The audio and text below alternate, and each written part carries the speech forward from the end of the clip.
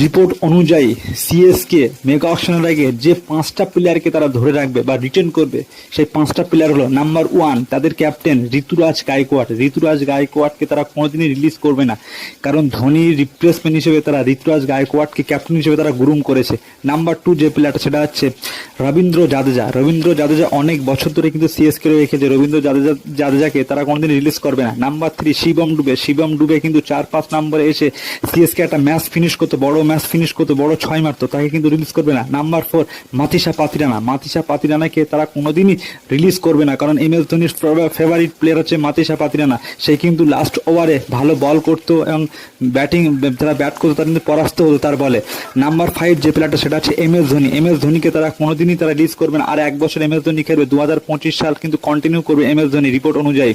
Please ভিডিওটা ভালো লাগলে লাইক আর চ্যানেলটা প্লিজ সাবস্ক্রাইব করবে। বাই।